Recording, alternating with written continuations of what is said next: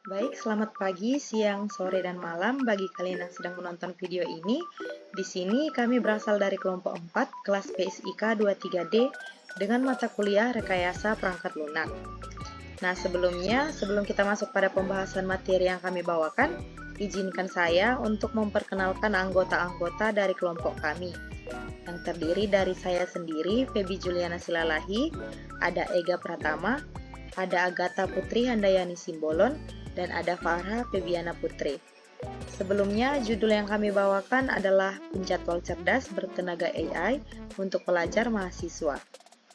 Baik, langsung saja kita pada materinya, yaitu Perancangan Penjadwal Cerdas Bertenaga AI. Perancangan penjadwal cerdas bertenaga AI menggunakan beberapa pemrograman, yaitu seperti bahasa program yang digunakan adalah HTML, TypeScript, Tailwind CSS, Rich, dan Python.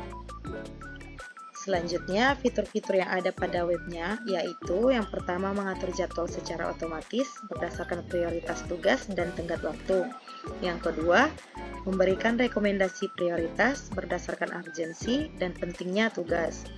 Yang ketiga, mengelompokkan tugas berdasarkan kategori seperti akademik, pekerjaan, pribadi, dan lain-lainnya. Yang keempat, menyediakan teknik manajemen waktu seperti Pomodoro atau blok waktu. Yang kelima, penyimpanan data lokal. Dan yang terakhir, mengirimkan pengingat berbasis waktu. Selanjutnya akan dijelaskan oleh rekan saya. Oke, bagian berikutnya akan saya lanjutkan di bagian tampilan fitur. Nah, yang pertama bisa kita lihat di sini adalah tampilan awal yang akan muncul ketika kita pertama ingin membuka webnya. Yang berikutnya adalah tampilan utama yang berisi keterangan fitur asisten pintar untuk otomatis menyusun jadwal berdasarkan prioritas, estimasi waktu, dan tingkat urgensi. Bagian ini adalah tampilan yang akan muncul ketika proses penambahan tugas yang terdiri dari judul, deskripsi, kategori, dan lain-lain. Berikutnya adalah tampilan jadwal otomatis berdasarkan prioritas, tenggat waktu, dan tingkat urgensi tugas, dan memunculkan notifikasi bahwa penjadwalan otomatis berhasil dibuat untuk total tugas yang telah dibuat. Berikutnya ini adalah tampilan daftar tugas yang telah dibuat. Dia memiliki kode warna dan memunculkan notifikasi bahwa tugas berhasil ditambahkan. Lalu ini adalah tampilan ketika kita memasuki mode fokus dengan siklus Pomodoro. Dan yang terakhir, ini adalah tampilan notifikasi pengingat tugas yang mengirimkan pengingat berbasis waktu. Nah, berikutnya kita masuk ke bagian kelebihan-kelebihan dari web ini. Yang pertama, ia berbasis AI untuk penjadwalan cerdas. Web ini menggunakan heuristic-based scheduling algorithm untuk mengurutkan tugas berdasarkan prioritas dan deadline. Ini bisa dikembangkan lebih lanjut dengan machine learning agar lebih adaptif. Kelebihan yang kedua adalah teknologi modern dan responsif, karena ia menggunakan React ditambah Tailwind CSS untuk membuat UI lebih cepat dan responsif. Selain itu, dia juga menggunakan Vite sebagai build tool yang lebih cepat jika dibandingkan dengan Webpack. Kelebihan yang ketiga adalah penyimpanan data lokal untuk kecepatan akses. Ia menggunakan local storage untuk menyimpan data sehingga tidak memerlukan koneksi internet. Cocok untuk aplikasi ringan yang akan digunakan secara offline. Kelebihan yang keempat adalah arsitektur komponen yang modular. Kode terbagi menjadi komponen UI yang terstruktur dengan baik, sehingga dia akan mudah dikembangkan atau diperbarui di masa depan. Kelebihan yang kelima adalah ia bisa diintegrasikan dengan DevOps. Jika menggunakan GitHub atau GitLab dengan CI/CD, maka proses deployment bisa menjadi lebih otomatis. Selanjutnya kita masuk ke bagian kekurangan. Yang pertama, dia tidak menggunakan backend sehingga dia kurang scalable. Karena dia mengandalkan local storage, dia tidak cocok untuk data besar atau multi-user. Jika ingin mendukung banyak pengguna, perlu backend dengan database seperti Firebase, Supabase, atau MongoDB. Yang kedua adalah dia belum menggunakan AI yang lebih canggih. Dia masih menggunakan algoritma heuristik sederhana yang belum ada machine learning atau reinforcement learning. Ini bisa ditingkatkan dengan AI Predictive Scheduling berbasis ML untuk menyesuaikan jadwal secara otomatis. Kekurangan yang berikutnya adalah tidak ada sinkronasi data antar perangkat. Jika pengguna membuka di perangkat lain, data tidak akan tersinkron. Hal ini bisa diperbaiki dengan menambahkan cloud database atau backend API. Kekurangan yang keempat adalah keamanan data yang masih lemah. Local storage itu mudah diakses oleh script lain sehingga rawan terhadap cross-site scripting. Jika ingin lebih aman, perlu database terenkripsi untuk menggunakan post-quantum security. Kekurangan yang kelima adalah tidak adanya mode low code atau no code. Karena dia masih berbasis coding manual, maka tidak ada fitur drag and drop untuk mengatur tugas dengan mudah. Hal ini bisa dikembangkan dengan menggunakan LCNC framework seperti OutSystem atau Babel. Baik, perkenalkan, nama saya Ega Pratama. Di sini saya akan menjelaskan hasil penyimpanan data ya, atau codingan kami untuk menyimpan tampilan web project kami, begitu kira-kira ya. Data yang kami gunakan itu adalah local storage. Baik, untuk pada codingan ini, barisan pertama ini local storage ya. Ini program ini untuk menyimpan daftar tugas yang belum selesai dengan nama task. Namun karena local storage hanya bisa menyimpan data dalam bentuk text string, daftar tugas yang awalnya berbentuk objek JavaScript harus diubah terlebih dahulu ke dalam format JSON menggunakan ini program codingan ini. Setelah dikonfirmasi, data tersebut disimpan ke dalam local storage dengan perintah bagian barisan kedua ini ya. Nih, di sini. Gitu. Namun pada barisan kedua ini programnya sama ya. Tetapi kali ini program ini daftar tugas yang telah diselesaikan.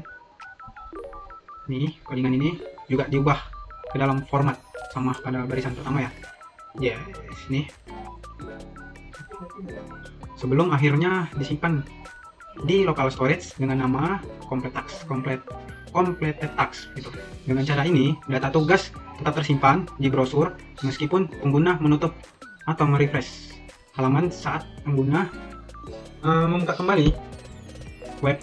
Data tugas tetap ada, dapat diambil kembali gitu ya dari local storage dan tampilan seperti sebelumnya, sehingga mereka tidak perlu lagi memasukkan ulang tugas yang sudah ada gitu. Selanjutnya untuk pada ya codingan ini di barisan pertama ini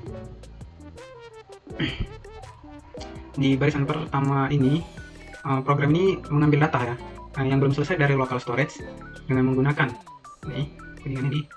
Jika data memang sudah ada atau disimpan sebelumnya, maka data tersebut dikembalikan dalam bentuk string JSON ya. Namun jika belum ada data yang tersimpan dengan nama task, maka nilai yang dikembalikan menjadi 0. Untuk pada barisan kedua ini, kode ini berfungsi untuk mengambil daftar tugas yang telah diselesaikan dari local storage. Jika ada data yang tersimpan dengan nama completed task, maka data tersebut akan diambil dalam bentuk string JSON ya, sama pada barisan pertama. Namun jika belum ada, hasilnya juga sama, 0. Jadi karena data ini diambil masih berbentuk string JSON, biasanya setelah data perlu diubah kembali ya menjadi objek JavaScript menggunakan JSON parse ya, agar bisa digunakan kembali dalam program. Dengan ada kode ini, web bagi pembaca itu tugas-tugas yang sebelumnya telah disimpan, sehingga pengguna tidak kehilangan daftar tugas ya mereka setelah merefresh atau menutup halaman begitu. Selanjutnya pada bagian ini, pada bagian kode pertama ini digunakan ya untuk mengecek apakah terdapat data tugas yang tersimpan dalam local storage. Jika memang ada dalam save task ini tidak bernilai 0 atau indefinite, maka data tersebut akan diproses lebih lanjut gitu. Selanjutnya pada untuk set task ya, set task ini set task berfungsi untuk mengubah data yang diambil dari local storage menjadi format yang sesuai karena data di local storage itu disimpan dalam bentuk string JSON. Maka pertama-tama data tersebut diubah kembali menjadi objek JavaScript ya, menggunakan JSON versi. Nih codingan ini. Kemudian untuk pada bagian ini, codingan ini digunakan untuk memproses setiap tugas dalam daftar tersebut. Pada setiap tugas, untuk bagian task ya, task itu untuk memastikan semua properti asli dari tugas itu tetap ada begitu. Untuk deadline-nya ini dari format teks menjadi objek date jika memang ada deadline. Jika tidak ada nilai create at, jika tidak ada nilai dari deadline ini akan menjadi indefinite begitu. Untuk pada create at nih codingan ini ya, NeoJet mengonversi menjadi objek date karena nilai yang diambil dari local storage itu awalnya masih dalam bentuk string gitu. Jadi ketika proses ini selesai, daftar tugas yang sudah diperbarui akan disimpan dalam stat gitu ya, menggunakan setTask, sehingga dapat digunakan dalam tampilan web. Dengan cara web ini dapat secara otomatis membuat tugas-tugas yang tersimpan sebelumnya dan tetap menampilkan informasi yang benar, terutama tanggal yang sebelumnya tersimpan sebagian teks di local storage begitu. Selanjutnya terdapat ini schedule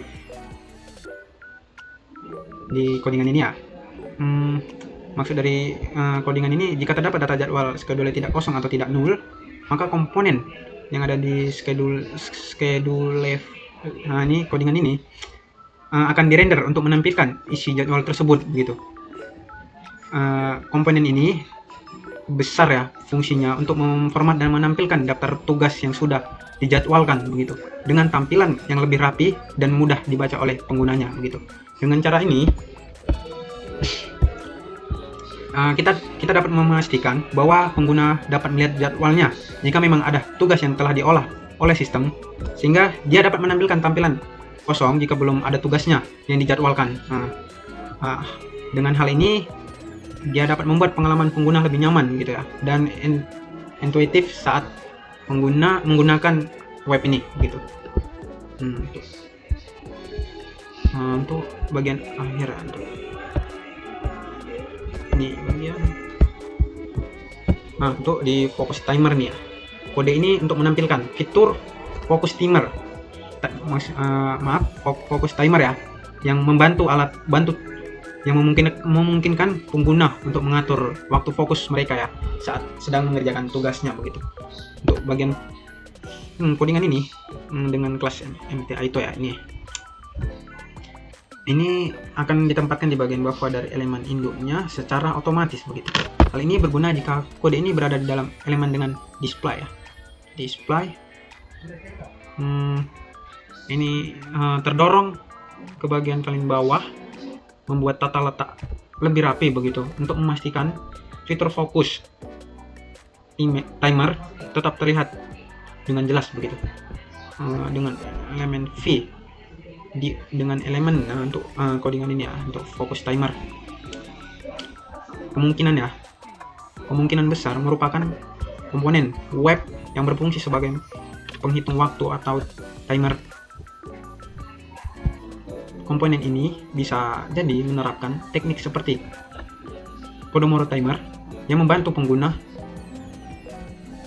bekerja dalam interval waktu tertentu gitu, dengan jeda diantaranya untuk meningkatkan produktivitas gitu. Dengan adanya fokus timer ini, pengguna dapat lebih mudah mengatur waktu kerja dan istirahat mereka begitu. Fitur ini sangat berguna dalam aplikasi manajemen karena tugas atau produktivitas yang membantu pengguna ini tetap fokus dan menyelesaikan tugas sesuai jadwal yang telah dia buat gitu. Berikutnya ya, inilah untuk tampilan web project kami ya, dimana kita bisa menambahkan tugas baru. Kita bisa buat nih ya untuk menambahkan tugas baru. Lalu untuk inilah untuk pada mode fokus ya, tadi itu fokus timer, dan ini untuk membuat jadwal ya secara otomatis gitu kira-kira. Baik ya, untuk selanjutnya akan dibacakan oleh teman saya. Saya Agatha Putri Handani Simbolon. Di sini saya akan menjelaskan algoritma AI yang kami terapkan pada sistem website proyek kami. Nah, sistem website proyek kami ini bernama Pintar Jadwal AI. Nah, sistem ini menggunakan algoritma yang lebih mengarah kepada heuristic scheduling atau rule-based AI. Nah, algoritma dari AI ini akan membuat jadwal otomatis yang melakukan analisa dengan penyortiran. Jadi daftar tugas yang sudah dibuat akan disorting oleh si algoritma AI berdasarkan yang pertama priority. Nah, prioritas. Di sini kami menggunakan 3 prioritas. Yang pertama ada high, yang kedua ada medium, dan yang ketiga ada low. Jadi daftar tugas yang ada akan disorting berdasarkan prioritasnya. Apakah dia prioritas tinggi, sedang, atau rendah. Kemudian ada berdasarkan urgensi, tingkat keurgenan. Jadi di sini di website sistem ini kami membuat 10 tingkat urgensi. Kemudian ada berdasarkan deadline. Jadi tenggat waktu yang harus dikerjakan. Nah, jadi berdasarkan ketiga hal ini, algoritma AI akan membuatkan jadwal otomatis. Jadi jadwal yang berprioritas tinggi, kemudian jadwal yang memiliki tingkat urgensi lebih tinggi, dan deadline yang jauh lebih mepet atau dalam waktu dekat, maka mereka akan didahulukan, maka mereka akan dibuat paling atas, dikedepankan untuk dikerjakan. Nah, di sini juga pada algoritma AI ini kami menerapkan set working. Nah, jadi ada jam kerja yang kami buat, yaitu mulai dari pukul 9 pagi sampai 5 sore. Kemudian ada juga waktu istirahat, waktu jeda istirahatnya itu kami buat selama 15 menit. Nah, jadi dengan pendekatan ini kami memberi si sistem website Pintar Jadwal AI ini akan memberikan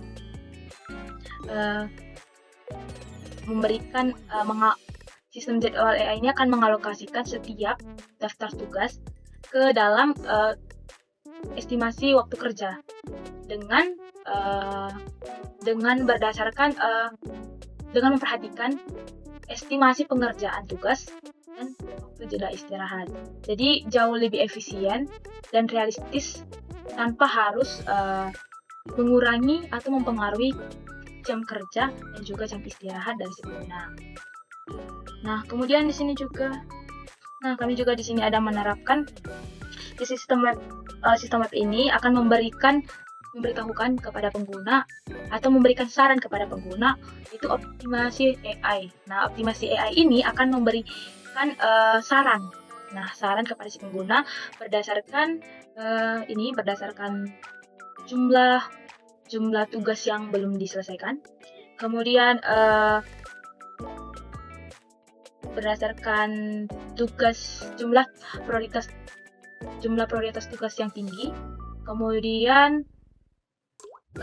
berdasarkan pola penyelesaian tugas yang dilakukan oleh si pengguna. Jadi si pengguna merasa terbantu dengan adanya saran optimasi dari si AI ini dalam menyelesaikan beban kinerja mereka, mengelola atau menyelesaikan beban kerja yang ada pada mereka. Nah, kalau pada tampilannya dari website itu seperti ini. Nah, di sini, ini ada beberapa daftar tugas yang sudah aku tambahkan. Nah, di sini ada judul daftar tugasnya, judulnya yang jelas. Terus ada kategori. Nah, di sini ada kategori akademik, kerja, atau hal pribadi. Kemudian ada estimasi waktu pengerjaan. Ada tanggal, di sini ada tanggal dan waktu deadline. Kemudian ada, ini dia prioritasnya. Di sini ada tingkat prioritas, tinggi, sedang, dan rendah. Nah, kalau dia tinggi, kami memberikan warna merah. Kemudian kalau dia sedang, kami berikan warna oranye, dan dia rendah, memberikan warna hijau. Di sini juga ada tingkat urgensi. Nah, ada tugas ini di tingkat urgensi yang keberapa? Ada 10, 5, 8, itu tergantung dari schedule pengguna itu sendiri. Nah, contohnya nih, kita makan tugas baru. Nah, ini dia. Kita buat diskusi di PKM. Nah, di sini ada deskripsinya untuk lebih detailnya. Tugas kita ini apa? Tapi bisa diisi, bisa juga tidak diisi, jadi opsional. Nah, di sini ini dia kategorinya. Apakah ini termasuk kategori kerja atau tentang hal pribadi atau tentang akademik? Kita bikin akademik. Kemudian prioritasnya kita buat sedang aja. Estimasi waktunya ya 30 menit lah yang untuk diskusi. Nah, tingkat urgensinya ya 4 kali ya, karena masih lama. Itu pun karena diskusi lanjutan ya. Ini contoh aja, contoh. Nah, kita buat tanggal 4, itu ada di jam 10 pagi. Nah, terus kita simpan tugas. Nah, ini dia akan berada di bagian bawah. Nah, untuk si algoritma AI tadi, si heuristic scheduling tadi itu ada di sini, pembuatan jadwal otomatis. Nah, jadi pembuatan jadwal otomatis ini dia akan dirutkan berdasarkan tingkat prioritasnya, kemudian urgensinya, dan deadline yang mana yang mendekati, yang paling mepet, yang harus dikumpulkan cepat. Nah, ini dia. Jadi lihat ini tadi kan daftar tugas seperti ini, mengerjakan tugas, mengerjakan project, sampai jadi tapi di daftar jadwal otomatis itu akan dia berdasarkan tingkat urgensi tingkat prioritas terlebih dahulu, kemudian berdasarkan urgensinya dan deadline-nya. Nah, kemudian di sini juga ada notifikasi. Nah, di sini akan mengingatkan si pengguna bahwa tugas deadline, tugas yang akan habis atau yang akan mendekati deadline tugas akan diberikan notifikasi. Judul tugasnya apa, deadline itu di tanggal berapa dan jam berapa. Seperti ini, hari ini dan besok. Saya ada tugas deadline dan dia sudah diberikan notif. Jadi dia diberikan notif berdasarkan deadline tugas yang akan berakhir. H-2 sebelum tugas deadline, sebelum tenggat waktu sudah dikirimkan notif. Nah, jadi setiap kita membuat jadwal otomatis pun dia akan memberikan notifikasi juga. Ketika menambahkan tugas baru juga akan diberikan notifikasi kepada si AI ini, sistem website. Nah, di sini juga ada timer ya, atau mode fokus yaitu siklus Pomodoro atau teknik belajar Pomodoro. Nah, di sini saya menggunakan siklus Pomodoro 1/4. Artinya satu hari ada 4 waktu istirahat. Nah, kita bisa menggunakan teknik ini ketika kita belajar. Nah, lalu kita stop kalau kita sudah berakhir. Jadi, itulah algoritma AI yang kami terapkan ke sistem website kami ini. Jadi kami lebih ke arah heuristic scheduling atau role based AI. Jadi kami tidak menggunakan AI machine learning di sini.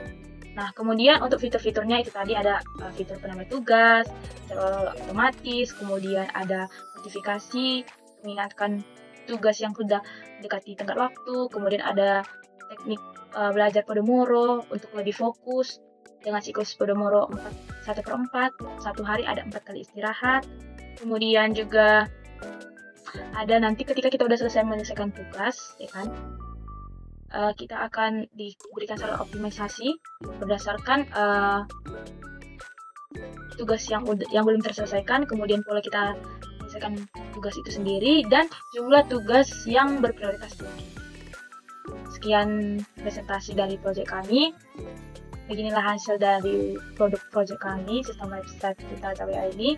Apabila ada salah kata dan kekurangan yang masih harus kami kembangkan, kami mohon maaf.